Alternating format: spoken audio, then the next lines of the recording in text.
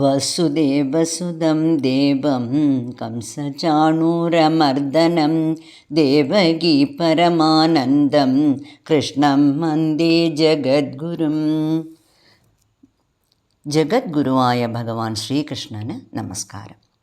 ഭഗവത്ഗീത 5-ാം അധ്യായം കർമ്മസന്യാസയോഗത്തിൽ ഭഗവാൻ അർജുനന് ഉപദേശങ്ങൾ തുടരുന്നു.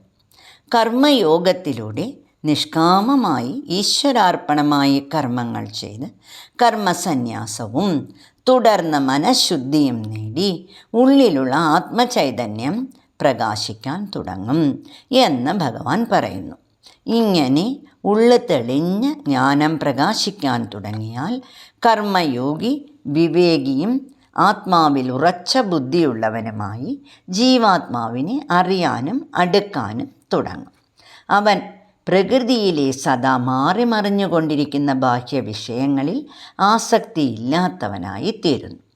ഉള്ളിൽ പ്രകാശിക്കുന്ന ആത്മജ്യോതിയിൽ മനസ്സിനെ ഉറപ്പിച്ച് അക്ഷയമായ ആനന്ദം അനുഭവിക്കുന്നു. ബാഹ്യസ്പർശേഷ്വസക്താത്മാ വിന്ദത്യാത്മനി യത്സുഖം സ ബ്രഹ്മയോഗയുക്താത്മാ സുഖം അക്ഷയം അശ്നുതേ യേഹി സംസ്പർശജാ ഭോഗാ ദുഃഖയോനയ ഏവ തേ ആദ്യന്തവന്ത കൗന്ദേയ ന തേഷു രമതേ ബുധഃ. വിവേകിയായ ബ്രഹ്മജ്ഞാനി ഇന്ദ്രിയ വിഷയസുഖങ്ങളിൽ ആസക്തനാകുന്നില്ല. വെളിയിലെ വിഷയങ്ങളിൽ നിന്ന് കിട്ടുന്ന സുഖങ്ങൾ താത്കാലികമാണ് എന്ന അറിവ് അവൻ നേടിക്കഴിഞ്ഞു. ആദ്യന്തവന്തഃ ആദിയും അന്തവും ഉള്ളവയാണ് പ്രകൃതിയിലെ സുഖങ്ങൾ എന്ന അറിവ് അവൻ നേടിക്കഴിഞ്ഞു.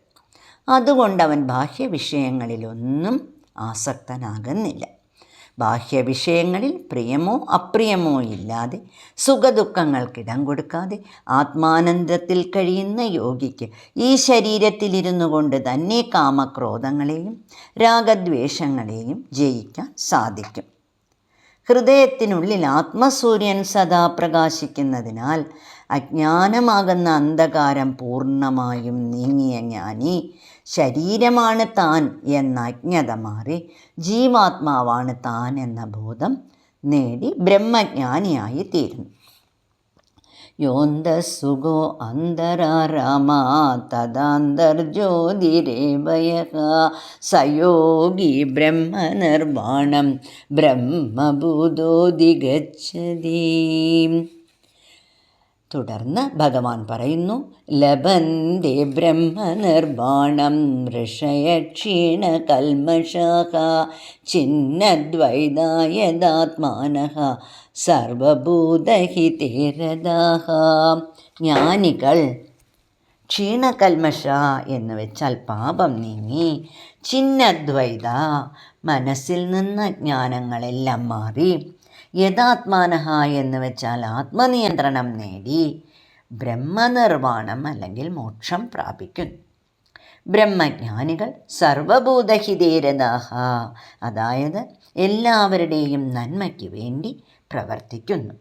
വിശ്രമവേളകളിൽ പരമാത്മധ്യാനത്തിൽ മുഴുകുന്നു. ആത്മസാക്ഷാത്കാരത്തിനുള്ള ഉത്തമ മാർഗം ധ്യാനമാണ്. ഭഗവത്ഗീത 6-ാം അധ്യായത്തിൽ ഭഗവാൻ ധ്യാനയോഗത്തെ വിവരിച്ച് പറഞ്ഞു തരുന്നു. ബ്രഹ്മജ്ഞാനികൾ ഒരേ ഒരു പരമാത്മാവാണ് എല്ലാവരിലും കുടികൊള്ളുന്നത് എന്നറിഞ്ഞ് സംസാര ദുഃഖത്തിൽ വിഷമിക്കുന്ന സാധാരണ മനുഷ്യരെ ഉദ്ധരിക്കാൻ ആത്മാർത്ഥമായി ശ്രമിക്കും. ജീവൻ മുക്തൻ ആത്മാനന്ദമനുഭവിച്ചുകൊണ്ട് തന്നെ മാനവസേവയിൽ മുഴുകുന്നു. മനസ്സിനെയും ഇന്ദ്രിയങ്ങളെയും നിയന്ത്രിച്ച് സമചിത്തത കൈവരിച്ച് ബ്രഹ്മാനന്ദമനുഭവിക്കുന്നു. മോക്ഷത്തെ തന്നെ പരമലക്ഷ്യമായി കരുതുന്ന ജ്ഞാനി ശ്വാസോച്ഛ്വാസങ്ങളെ നിയന്ത്രിച്ച് ശാരീരികവും മാനസികവും ബുദ്ധിപരവുമായ എല്ലാ നിയന്ത്രണങ്ങളും നേടും. ഇങ്ങനെ നിയന്ത്രണങ്ങൾ നേടി കർമ്മങ്ങളെയെല്ലാം സന്യസിച്ച് ആത്മാവിൽ തന്നെ മനസ്സർപ്പിച്ച് ധ്യാനയോഗം പരിശീലിക്കാൻ തുടങ്ങും.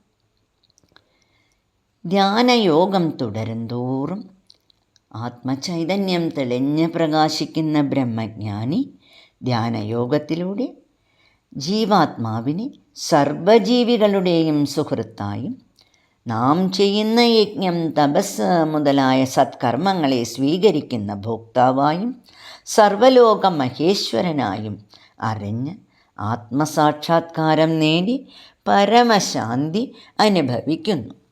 ഭോക്താരം യജ്ഞതപസാം സർവലോകമഹേശ്വരം സുഹൃദം സർവഭൂതാനാം ജ്ഞാത്വാ മാം ശാന്തിം പൃച്ഛതി. ഇവിടെ ഭഗവാൻ 5-ാം അധ്യായം ഉപദേശങ്ങൾ പൂർണ്ണമാക്കുകയാണ്. തുടർന്ന് 6-ാം അധ്യായം ആത്മസംയമയോഗത്തിൽ ഭഗവാന്റെ ഉപദേശങ്ങൾ കേൾക്കാം. നാരായണ അഖില ഗുരു ഭഗവൻ നമസ്തേ.